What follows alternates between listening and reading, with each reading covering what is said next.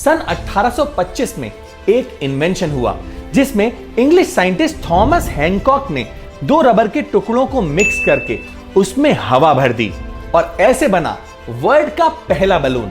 और धीरे धीरे टेक्नोलॉजी चेंज होती गई और आज मार्केट में मोस्टली दो तरीके के बलून अवेलेबल हैं, माइलर बलून और लेटेक्स बलून। लेटेक्स बलून वो होते हैं जो नॉर्मली हम लोग पार्टीज में यूज करते हैं। ये मोस्टली नेचुरल रबर से बनते हैं। और माइलर बलून्स वो बलून्स हैं जिसमें अल्फाबेट्स, नंबर्स या कार्टून प्रिंट्स होते हैं। ये मोस्टली प्लास्टिक से बनते हैं। ये दोनों ही बलून्स आज हर सेलिब्रेशन और डेकोरेशन के लिए यूज होते हैं। रिपोर्ट के हिसाब से 2022 में बलून्स का मार्केट साइज $312 मिलियन था और 2028 तक ये अप्रॉक्सीमेटली $430 मिलियन तक पहुंच जाएगा। और यही सबसे बड़ा प्रॉब्लम है, क्योंकि जैसे जैसे इनका सेल्स बढ़ेगा वैसे ही बढ़ेगा हमारा वेस्ट।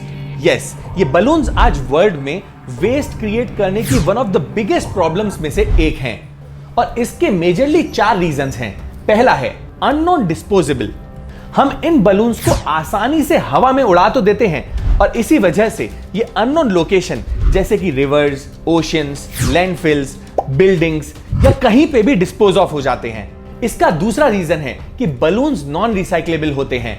ये बलून्स ऐसे मटेरियल से बने हैं जो इजीली रिसाइकिल नहीं हो सकते और अननोन लोकेशंस पे डिस्पोज ऑफ हो जाने की वजह से इन्हें कलेक्ट भी नहीं किया जा सकता और प्रॉपर रिसाइकिल मैकेनिज्म ना होने की वजह से ये एनवायरनमेंट में माइक्रोप्लास्टिक में कन्वर्ट हो जाते हैं।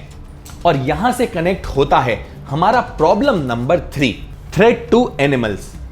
वेट्स के अकॉर्डिंग बलून का प्लास्टिक डिफरेंट कलर्स का होता है जो एनिमल्स को फैसिनेट करता है और वो इसी कंफ्यूजन में इन बलून्स को कंज्यूम कर लेते हैं, जिसकी वजह से उन्हें सफोकेट होने लग जाता है और उनकी डेथ हो जाती है।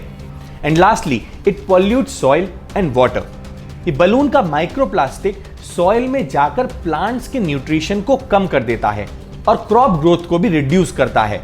और तो और ये माइक्रोप्लास्टिक जब वाटर बॉडीज में चले जाते हैं तो एक्वेटिक लाइफ को भी हार्म करते हैं और वाटर भी पॉल्यूट कर देते हैं।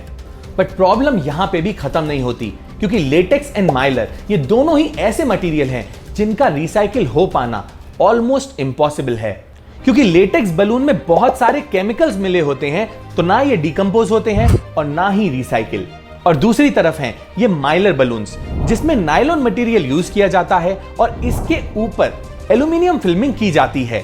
माइलर बलून्स को काफी टाइम तक यूज किया जा सकता है और इवन इन्हें रीयूज भी किया जा सकता है, पर क्योंकि इनकी कॉस्ट इतनी कम होती है लोग इनको रीयूज करने का सोचते तक नहीं है। और क्योंकि इसमें एल्यूमिनियम और प्लास्टिक दोनों मिक्स होता है तो इसकी रिसाइकलिंग तो इम्पॉसिबल हो जाती है, क्योंकि ना तो ये एल्यूमिनियम में रिसाइकिल हो सकता है और ना ही प्लास्टिक में। इन बलून्स को डिकम्पोज होने में 400 से 500 साल लग जाते हैं, जिसका मतलब यह है कि आपने आज तक जितने भी बलून्स यूज किए होंगे वो आज भी कहीं ना कहीं एनवायरनमेंट में पड़े हमारे एनवायरनमेंट को पॉल्यूट कर रहे होंगे। अब इन बलून्स का कोई डायरेक्ट रिप्लेसमेंट तो नहीं है, पर यह जरूर कहा जा सकता है कि अगर हम डेकोरेशन के लिए इको फ्रेंडली चीजें यूज करें तो ये वेस्ट काफी कम हो जाएगा। जैसे ओल्ड मैगजीन्स, न्यूज़पेपर्स के कटआउट, अनयूज्ड कार्डबोर्ड बॉक्स से काफी डेकोरेटिव आइटम बनाए जा सकते हैं जो एनवायरनमेंट में कार्बन फुटप्रिंट तो कम करेगा ही साथ इससे माइक्रोप्लास्टिक का वेस्ट भी कम होगा। तो अगर आपको लगता है कि बलून्स को यूज करना आसानी से अवॉइड किया जा सकता है तो इस वीडियो को शेयर करके और लोगों को जरूर बताइएगा कि बलून्स हमारे एनवायरनमेंट को कैसे नुकसान पहुंचा रहा है। तो अगर आपको बलून का कोई इको फ्रेंडली सॉल्यूशन पता है तो वो हमें जरूर बताएं, सो दैट और लोगों को बलून्स के इको फ्रेंडली ऑल्टरनेटिव के बारे में पता चले और वो अपने ओकेजन्स को गिल्ट फ्री सेलिब्रेट कर पाएं। That's it for this video. See you next week.